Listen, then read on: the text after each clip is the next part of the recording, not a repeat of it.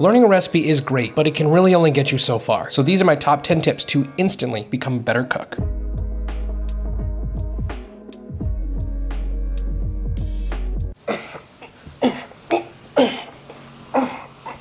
Number 1 is timing. Now, when I say timing, I'm not talking about how long to cook something or how long to cook a steak or how long to let it rest. What I'm talking about is timing as a whole, because when you're cooking, oftentimes you're gonna be cooking things that take different amounts of time to cook. For instance, rice. Rice is going to take 30 to 40 minutes at least. And so the problem with that is that if we start cooking this last or even second, it's probably not gonna be done until well after we finish cooking everything else. Which means whatever we finish cooking before is gonna end up getting cold long before our rice is even finished. Think about it similar to how you would cook pasta if you were just making a jarred sauce, right? You wouldn't want to start heating up your jarred sauce and then fill your pot with water to boil, because that sauce is going to heat up instantly, versus your water is going to take a while to boil and then another at least 8 minutes to cook your pasta. So you want to time these things out in such a way that they all finish generally around the same time. Number 2, color. Now, food is just as much a visual thing as it is a taste thing. The best example that I can come up with is think about cooking videos, for instance. The most viral cooking videos aren't necessarily the ones with recipes that taste the best, but oftentimes they're the ones that are the most visually appealing. In the way that you sit down to watch a video and you eat with your eyes, you're doing the same thing when you sit down at the table. Which isn't to say that if it's not pretty, it's not going to taste good, because I am certainly someone who will just put a bunch of stuff into a bowl and eat it like that. It's a big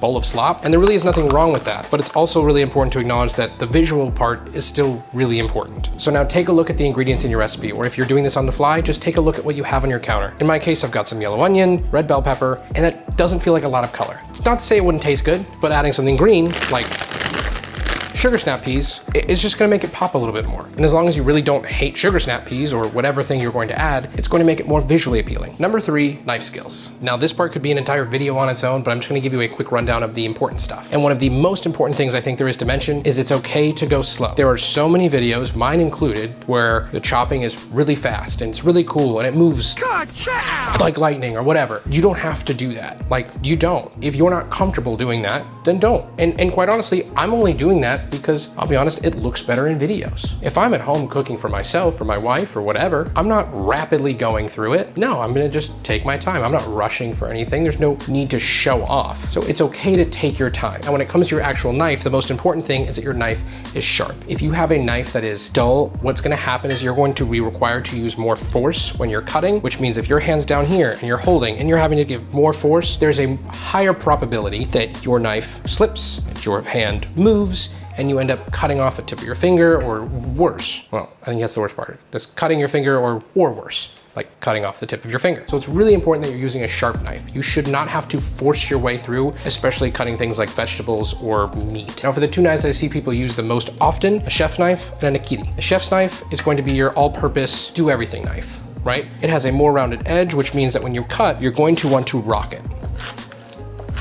Because if you try to chop with this knife, you're gonna end up missing contact and things aren't going to get cut. Now, a nikiri has a very straight edge, which means you are able to just chop straight down. But I also know people who prefer a more straight edge knife. So really it's just personal preference. But the thing that isn't personal preference is how you hold your knife. Okay, most people are gonna hold their knife like this. This is wrong. Technically speaking, yes, you're holding your knife, but it is not in such a way that gives you the most control. What you're gonna wanna do is wrap your bottom 3 fingers around and then use your index and your thumb to pinch your blade. This is going to give you the most knife control and be the most safe while you're cutting. Number 4, clean as you cook. Now, this is something that I personally need to work on the most because it is so easy to forget about, but it's also really important. Think about it like your desk or your office at work. If that space is cluttered with junk and scraps and trash, it's kind of hard to keep a clear head, and it becomes super easy to forget things and to, in our case, burn something or miss something, which can completely ruin all the work that you're putting in. And if you're someone like me who has a pet, or maybe you have a small child walking around the house, it's a real possibility that they can end up eating something that they're not supposed to eat. I'm realizing now that the way I said that sounds like I'm saying I have a kid. I don't have a kid yet. And it also just generally makes the whole process a lot easier when you get to the end to clean up, because instead of a dozen things that you have to clean up, you're only looking at a couple of things because you've taken care of your workspace as you've gone. Number 5, mise en place. Now, this is one I'm sure that you guys have heard thousands of times all over the internet, but it really cannot be overstated. And for those of you who don't know what it means, it simply just means everything in its place, which when you're cooking is super important, because as you're cooking, the process can typically go pretty quickly, especially for something like we're doing today, which is a stir fry. Everything cooks at a pretty rapid pace once you get started. So if you're missing something and you have to stop your process to go and either prep it or get it or whatever it is, then you are running the risk of detouring off of your recipe or your path. Think about about it like you're driving, right? You're gonna wanna know what directions to take before you start driving. Because if you're trying to look it up in the moment or relying on a passenger princess who is as good as giving directions as my wife is, extremely dangerous and frustrating. So think about prepping all of your ingredients the same way that you would having your GPS ready to go. Every single step that you need to take or every single ingredient you need to use is ready to go at the beginning. It's more or less just about making sure that you're ready. And I would argue that it is equally as important to make sure that you have your steps ready to go as well. Because yes, it is important to have every single thing that you need out and ready to go, but if you don't know what you're doing next, if you don't know the step that comes after the next step, then you have to stop and you have to look through your recipe or you have to figure it out. And that again, slows down your whole process and can run the risk of burning your food, ruining your food, or just an all around not enjoyable experience. So make sure that your ingredients are ready as well as your mind. Number 6, texture. Okay, now this one is interesting because food isn't just about taste or even the visuals, it's also about texture. I can give you a prime example of that. When I was 6, I tried escargot for the first time and I spit it out because I didn't like it. But it wasn't because I didn't like the taste, because I really didn't like the texture. And a lot of people are very sensitive to texture. So it's something that you really want to think about and take into consideration when you are cooking something or when you're building a recipe or trying something new. How do these textures go together and are they textures that you like? If you're a person who doesn't like a thick, saucy texture, then you probably aren't going to like a lot of thick, saucy pastas. You might like something that's a little bit lighter and maybe more oily. And that's totally okay, but it's still important to know because when you're cooking, you have full control over those things. A great example of this is how our rice, it's going to be nice and fluffy. Our chicken is going to be tender and juicy. For our vegetables, do we want them to be soft and cooked through and tender like our other two vegetables? Maybe. That's a personal preference. For me, I think for something like this, it's better to have them with a little bit of bite. You want a little bit of crunch because it adds a different texture, a different layer to help build up a more well-rounded dish. Number 7, heat control. Now, to be entirely honest with you, this one is tricky and really subjective. See, the problem is that you and I have different pots and pans, different burners, a different overall perspective on what hot means. There's not really a good way to standardize that. So that's why it is really important for you to learn your pots and pans, your stove, to get a better understanding of how it reacts. For instance, for me, I'm cooking on an induction burner, but if you're using an electric stove, when you turn that heat off, the residual heat from that coil that's been heating up is still gonna be there. It takes a long time for it to dissipate. So going from high to low doesn't really work so well because the coil has to naturally cool down on its own, or you need to move it to a separate burner. So that's why it's important when you're cooking to notice these things and pay attention to how your food reacts, how your oil reacts. If it's starting to smoke and you're getting a little bit of a bittery smell, chances are you're cooking too high. But if you're cooking a protein and you're wanting that sizzle, when you put it in, if it's dead silent, then chances are your heat's not hot enough. So the more that you cook in your kitchen with your pots and pans on your stove, the better you're going to understand how you cook. Because the way that I cook on this is very different than the way that I cook on that or the way that I cook on a gas stove. It is an unfortunate variable that it's really hard to overcome without doing. And now is a perfect time to make a callback to number 1, which was timing, because we started with our chicken, which we knew was going to take the longest to cook. We know that we wanted to just char our vegetables. We still wanted them to have a good bite, have a good snap and crunch. So we knew to add those after the fact. If you weren't thinking about your timing, you might have started by cooking your vegetables first, and then you would have had to remove them, and then you can go cook your chicken. That's not what you want to do. And that not only slows down your process, but can also affect how it turns out.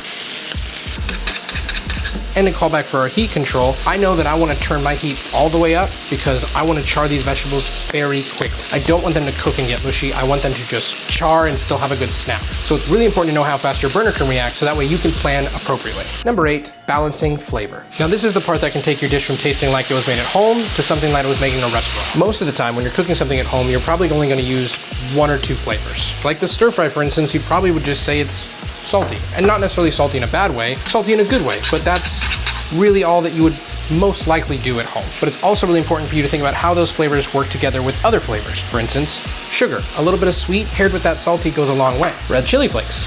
A little bit of heat, a little bit of spicy.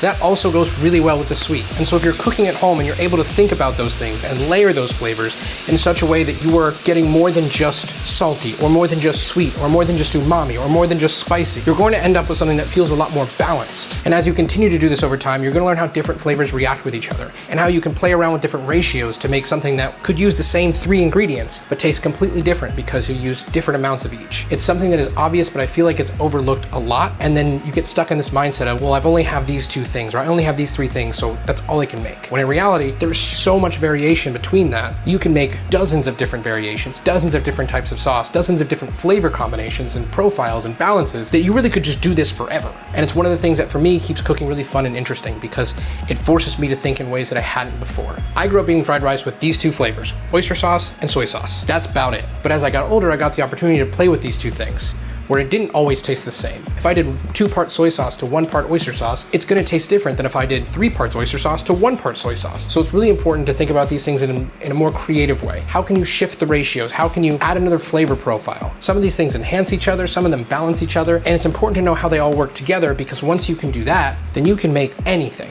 taste good. Quick sidebar, if you really want this recipe, just like any of my other recipes, are always down below, linked on my Substack. You will always have the written out ingredients totally free, but if you do choose to subscribe, just know that it helps me directly, it really helps the channel, and helps me continue to make videos for you. So thank you. Number 9, season and taste as you cook. Another thing that sets your restaurant meal apart from your homemade meal is the way that you season your food. As you've been watching all this prep, I've been seasoning my food along the way. Even though the sauce we made, right, has salt in it, we wanna make sure that each of our pieces is adequately salted, because each piece comes together to make one beautiful thing. And if one part of it isn't quite right, then the whole thing can fall apart. Think about it like the weakest link in the chain thing, right? I like to think about it like Power Rangers, right? They've got their Zords, each one's pretty awesome, each one's pretty great, and then they form a Megazord, your meal.